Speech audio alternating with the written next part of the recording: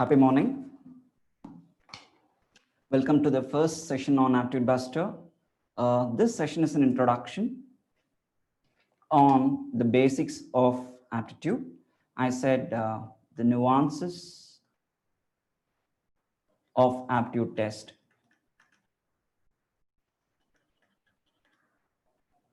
To start with, everyone in the pre-final year, when you're being informed about campus placements, you'll be so excited. And the first thing you would love to do is you would feel that you need to prepare for aptitude test. So the question is, if someone asks, what is aptitude test?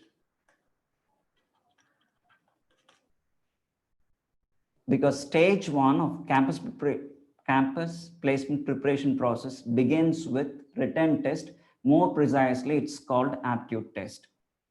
If you want to know what aptitude test means, if you raise this question, usually the answer would be, they would say what aptitude test consists of. They would say there are 3 sections, namely the first section is called quantitative, the second section is called verbal, and third section is called reasoning.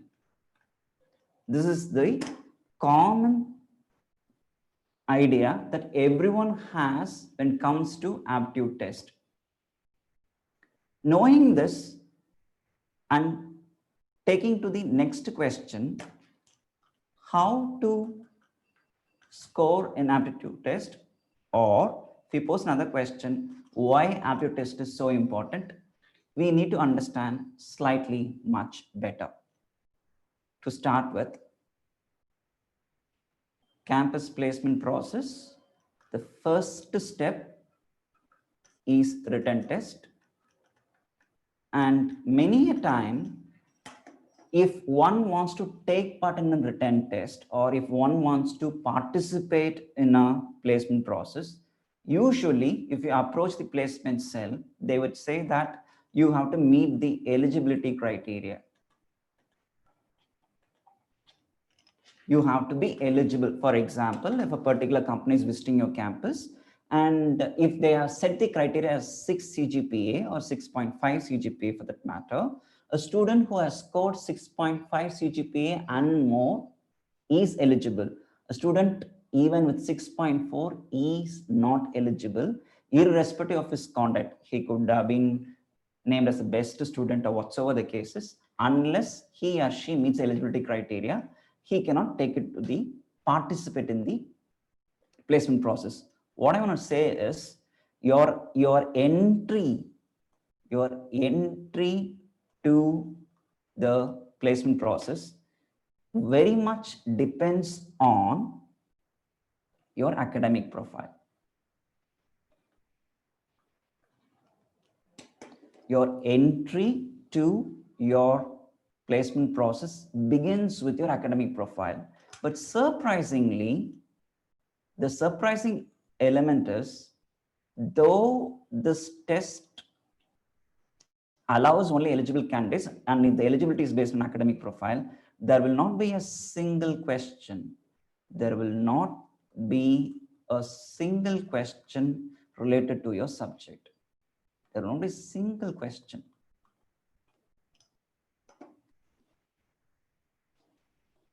Slightly exceptions are there. Say, for example, if you happen to belong to the computer stream, computer science, IT, or computer applications, perhaps you may have an advantage in the other section or a part of the written test which has aptitude as one segment and technical as other segment. But in general terms, when you say that the written test is the first process, and for you to take part in the written test, you have to be eligible, the first stage itself, you will not be questioned on your eligibility. So that is the first point. Perhaps I want to stress that this is altogether a different ball game. When you know that you won't get a single question from your subject, where else the questions will be? That will be the next question. So I started the session with the 3 sections of aptitude test. It's called quantitative, verbal, and reasoning. When we look at these 3 segments, majority, or I would say 95% of any written test or of any aptitude test will be comprising these 3 sections. Fine. Knowing that, quantitative, verbal, reasoning. Mostly, when you look at these 3 sections, there are some wrong ideas about these 3 sections. The first wrong idea is many consider that quantity segment is related to mathematical ability. Many associate these 2 domains together. Quantitative, they related to mathematics. The first idea about aptitude segment is miserably false. That's not right. It's not directly connected to mathematical ability. It is slightly different. I will prove it. Or even you can verify it for yourself. Whenever an aptitude test happens, be it for whichever company, if the idea is right that if the quantity aptitude segment has much to do with mathematical section, then have you ever seen students from math streams are cracking it? Hardly no. That is the case with any other exams, even for competitive examinations for that matter. It's not the case that only students from mathematical streams clear the aptitude test, because it is not directly connected these two quantitative. Perhaps knowing or having mathematical ability may be an advantage, but that certainly is not the criteria for you to crack it. One, verbal aptitude or verbal section is the second one, which largely depends on your proficiency in English. So this again, another traumatic factor. The moment many say that you will get questions from English language, usually students feel slightly taken aback because they doubt themselves on grammar, they doubt themselves on vocabulary, and so on and so forth. Many misconceptions happen and they taken aback. But in reality, proficiency in English can be tested through grammar, through vocabulary, and also through comprehension, which means if you have some 30 questions on verbal aptitude, it's not only that all the 30 questions will be on grammar, not all 30 questions will be on vocabulary. There will be apart from grammar, apart from vocabulary, and apart from comprehension. The message is this: though your test has questions on verbal section, and though those questions test your English proficiency, an average student with average proficiency can break the mark, can certainly crack this examination. In fact, I'm gonna give you a few examples about how easily this can be done in another couple of minutes. Coming to the reasoning segment, it's very much simple.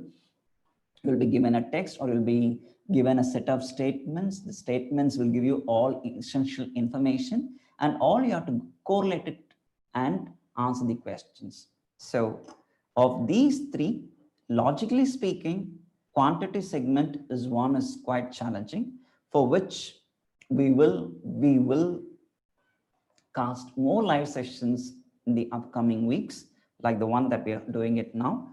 Verbal session, I will just in the first session now itself, in another 15 minutes, I'll make you understand that this verbal section is not something to be afraid of.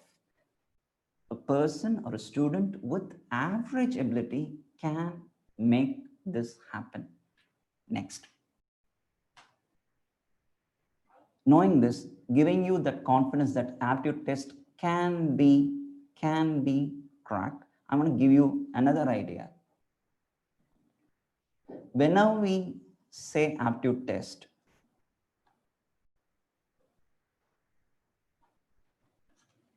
two things happen.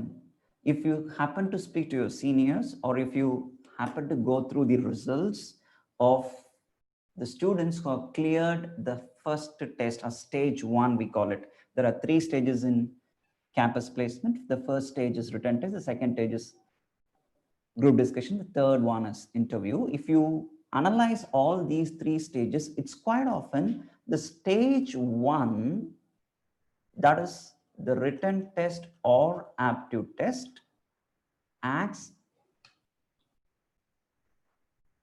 as a major filter. In other sense, if, for example, if 500 students appear for a particular company in a college, let's assume if 500 students appear for a particular company in a college, usually the conversion rate would be, that is the total number of students cracking stage 1 would be maximum 150. Anywhere it starts between, or it tumbles between 50 and 150. This is something too surprising, because all are eligible students, but even then, even if all these 500 are eligible, hardly 30% clear stage 1. That is the major obstacle that one faces in campus placement process. And once a person clears stage 1, if you compare the results with stage 1 with stage 2 and stage 3 conversions, here, say for example, if 150 students have cleared, usually 130 or 140 and above will clear stage 2 and stage 3. So all said and done, usually stage 1 acts as a major barrier in your dream of getting a good job, especially in placements. So how to overcome it? That's going to be the next question. If you really want to know the reasons why, even though all the 500 students who have appeared for aptitude test, though they were eligible, though they already met the eligibility criteria, if you raise a question, why hardly 30% clear, why hardly 150 clears the test, the first reason stated by the test takers, that means the candidates, is time was insufficient. In other words, they consumed a lot of time for answering questions. Usually, if you're given 45 questions or 60 questions in aptitude test, perhaps at the end of the session, we have planned to have one for you. If you're told that, say, for example, 30 minutes, 30 questions, 25 minutes, 25 questions, what are the cases of 50 questions, 50 minutes? Usually, the average time would be 60 seconds minimum and goes up to 120 seconds, meaning you will be given minimum 1 minute time to crack a question to maximum 2 minutes for each question, of which you have to solve all the 60 questions.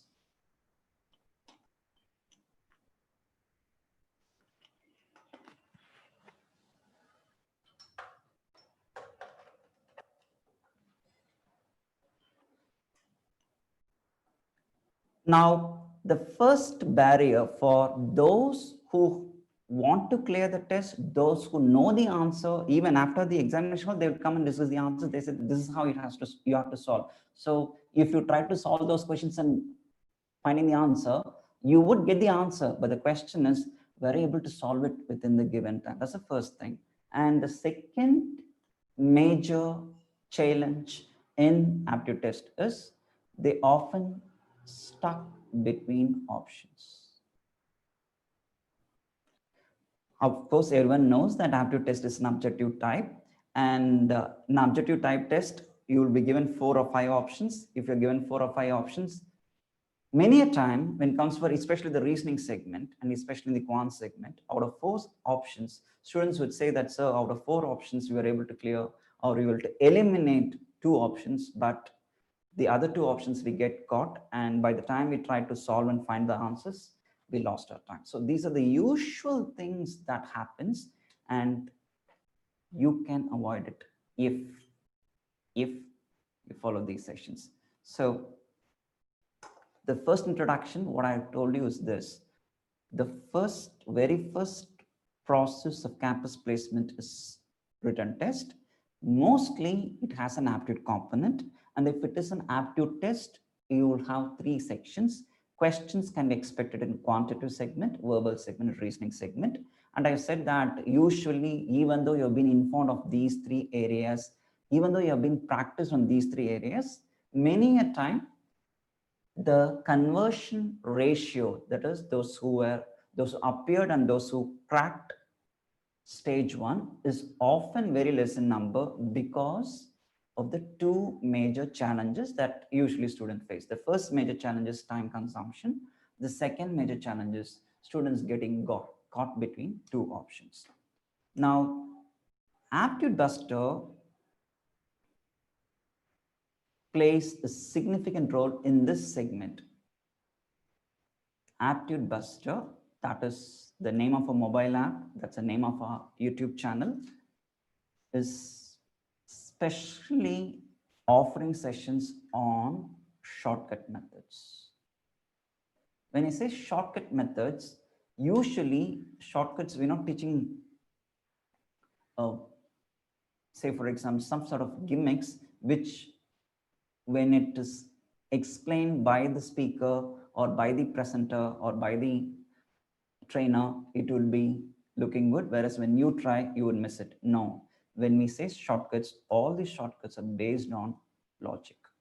That is, in other words, you will understand that aptitude questions, especially verbal aptitude, because verbal aptitude is the one where people will really feel that time consumption is too high.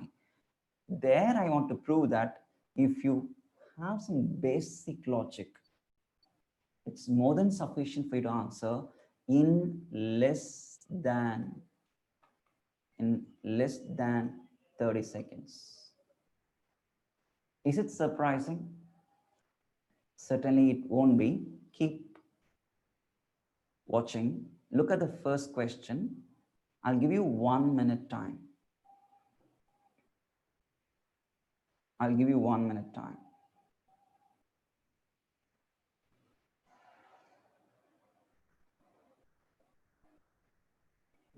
You are given 1 minute time. Read this question and try to find the answer.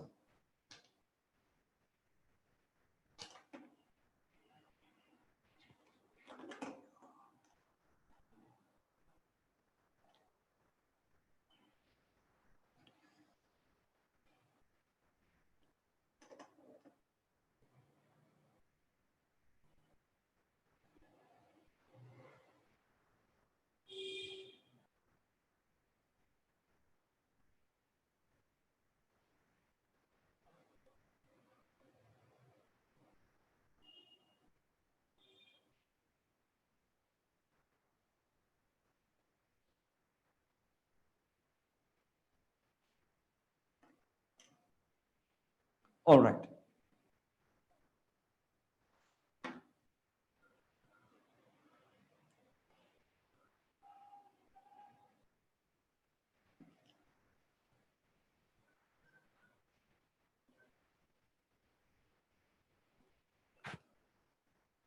I promised you, I'm going to give you simple logic that you can remember and solve questions. I'll give you the first example. Neither India nor China are willing to wage a war at this stage. You're given one sentence. By now you've understood this is spotting errors.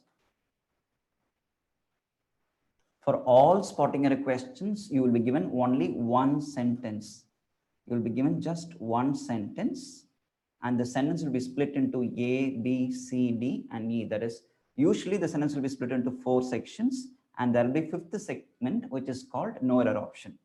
Right. This is the usual format. When you are given such questions, your task is to spot where the error lies. That's it. You need to spot where the error is.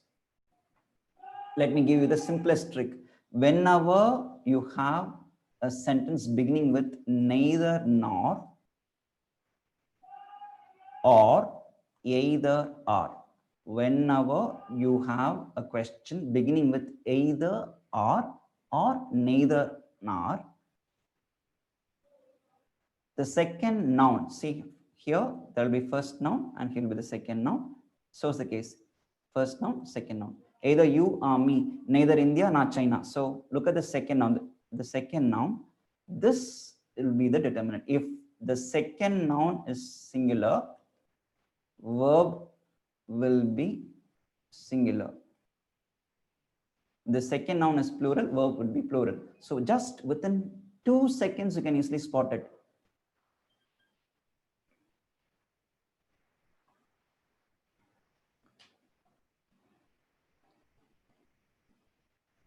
Just for your sake, I explain the logic. When you are on neither nor construction or in either or construction, you have to immediately look at the second noun. If the second noun is singular, the verb must be singular. So here for the first question, answer is option B. There's no need to make any correction. It's enough you spot the error. Here the correction is since you are undertaking a training session, I like to give you the answer as well. Answer is neither India nor China is willing to wage a war at this stage. It's very simple. Next. Second question can take 30 seconds time. Just take 30 seconds.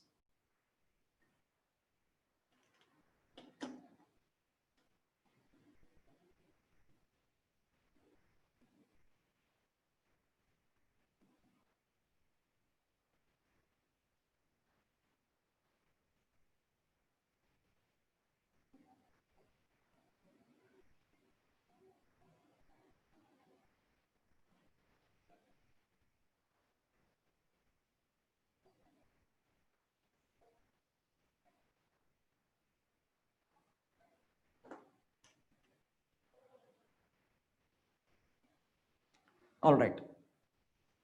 Second simplest step for all spotting error questions, you can note it. First, let me read the question. Gandhiji is one of the most admired political leader in the world. Simplest clue, whenever you are on a sentence which has one of the constructions, always note, whenever you have any sentence or any question with one of constructions, it should be followed by a plural noun. One of the most admired political leaders. Simple. If you just remember this clue, believe me, for any spotting errors, for that matter, let me tell you, spotting errors is one standard question type that you can expect in any aptitude test. Whenever you have spotting error questions, these are most repeated models, most frequent question types. You have to read the sentence and look at the sentence, whether the particular sentence has one of the, if it has one of the, immediately check whether the one of the construction is followed by a plural noun. If it is followed by a plural noun, error lies in some other segment. If it doesn't in this case, then you have spotted the error lies in C segment. The correction is one of the most admired leaders. One of the itself means groups. One of the boys should answer me. One of the students should pick this task. One of the leaders we are talking about. So when we say one of the, obviously it represents one among the group. Simple logic. This will help you to get answers. Now, third question. I believe now the session gets interesting. 30 seconds for you. Just take 30 seconds.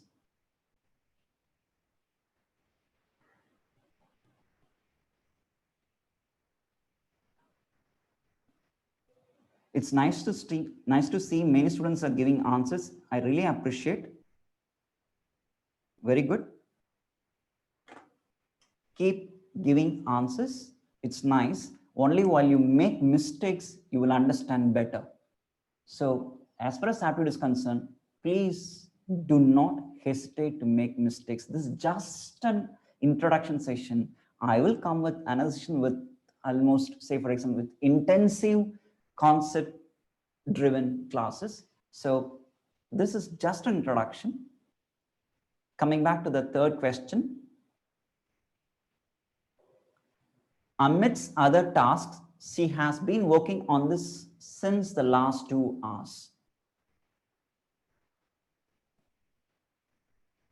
I'll just take you to the indication. If you have the word since in a sentence, always note it, if you have a word since in a sentence, it must be followed by a specific time marker. Should always, the word since must be followed by a specific time marker. Since this morning, correct. Since yesterday, correct. Since last night, correct. Because all these specifically talks about a time factor. Since 10 a.m., correct. I have been conducting a session since 11 a.m., correct. Rather, if there is a word since, and if instead of a specific time, if I given the total duration, then the word since is wrong. You should use the word for the last 2 hours. Very, very simplest logic that everyone can easily remember. If you have the word for, then it should talk about the total duration. I have been living in Chennai for the past 10 years. The total duration. When I talk about the total duration for 10 years, I have to use the word for. I have been living in Chennai since 2009 or since 2010. If I give a specific time reference, then I have to use the word since. I believe everyone could remember this logic. So simplest logic. Question number 4.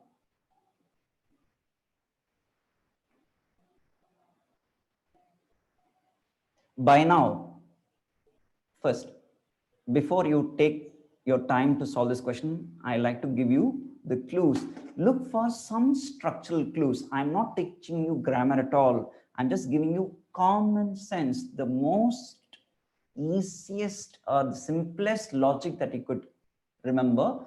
Similarly, I have taken only structural clues which you could remember. Focus while you try to answer this question, you try to get that answer for me, please.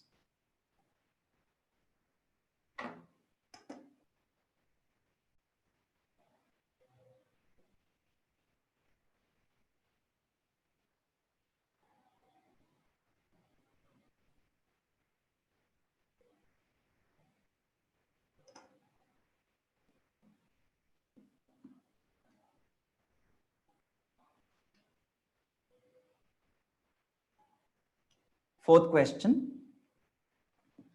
You can take 5 seconds time to read the sentence, but actually it is not necessary. Let me help you from the first step. I still recommend you to read the sentence. In spite a number of anti-inflationary measures, the price situation remains stubbornly beyond the government's control. Make it simple. When you have the word in spite, if you have the word in spite in a sentence, wherever it could be, either the beginning of the sentence or the middle of the sentence, it must be always followed by of. In spite of or despite. Please note. Either you should say in spite of a number of anti-inflationary measures, or you should say despite a number of anti-inflationary measures. Please remember, if you use the word in spite, it must be followed by of. If it is despite, it should not be followed by of. Enough. Answer is option A. Guys, I want to ask you another interesting question. Before I started discussing answers for these questions, I gave you a promise that I will help you to solve questions in less than 30 seconds. Is it happening? I believe you do get the answers in less than 30 seconds. Just remember these logics, quite simple and will be very, very effective in a test situation. When your competitor takes time to read the sentence, say for example, if you want to read this sentence, it will take at least 15 seconds. By then, you would complete your answer and you'll move on to the next question. That is the power of Aptitude Buster training inputs, guys. By now, you would have understood, many would have downloaded our app.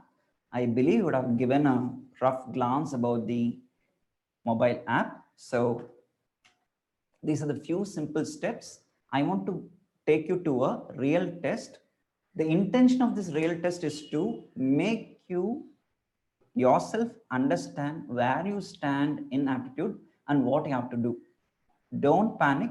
You can give your performance. I'll just give you the, just follow me, follow my guidelines in taking the test. The intention of this test is to make you self-aware of your standard one, and you should know how aptitude questions can be cracked. Okay, so with that idea, I'll give you the guidelines. I believe everyone would have downloaded Aptitude Buster mobile app. Those who haven't, you can download it from Play Store. If you download the mobile app, the home screen, go to the home screen, you will find 4 buttons. There will be 4 buttons, of which the second button will be online test. Please click online test. It will open to several folders. There will be one folder called ABQ. Just click this folder. And if you open ABQ, there will be a test called assessment test. Guys, please take the test now. Even if you haven't downloaded the app, it won't take much time. It will take just 30 seconds for you to download the app. I want all those who are watching live to attend the test, please. I will look at your comments. If you have any difficulty, you please feel free to message us if you have any difficulty.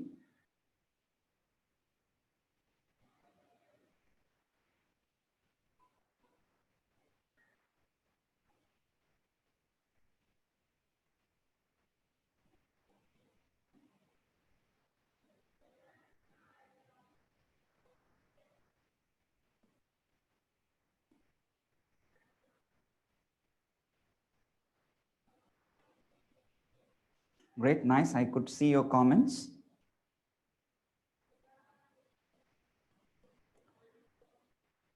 Yeah, please attend the test now. You can follow the guidelines.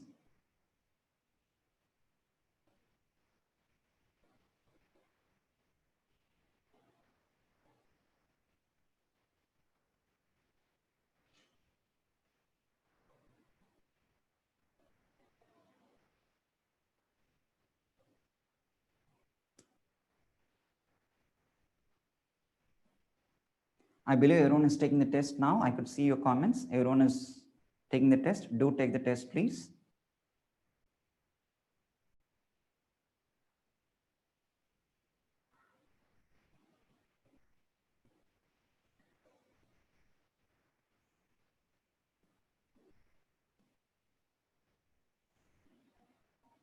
It's nice, students. You're giving me the comments. You're updating me that you have been on the test. That's nice.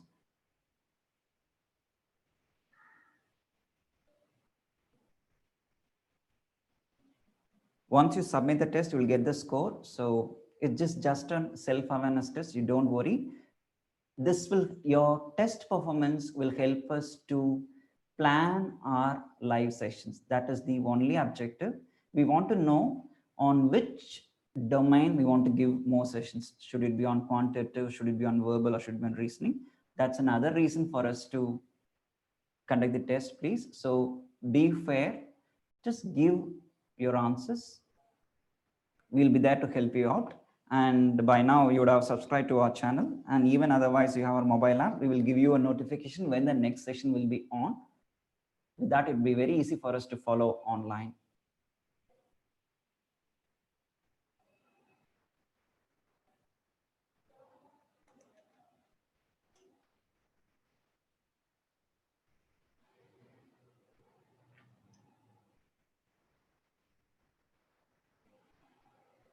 Thank you, Shalini. Thank you, Mani. Thank you, Aishwarya, Riya, Ramya, Subhashni, Bhupalakrishnan, Shakti, Raja. Nice. It's nice to see your comments. It's really encouraging. As I told you, I like to give you much more inputs like this, but that all depends on your test performance. So we want you to inform your friends as well. Do inform your friends to take this test. The test will be open for the entire day. Please take the test. Do inform your friends. We will catch you up in the next session soon. Thank you so much, guys. Thanks for watching. Meet you soon.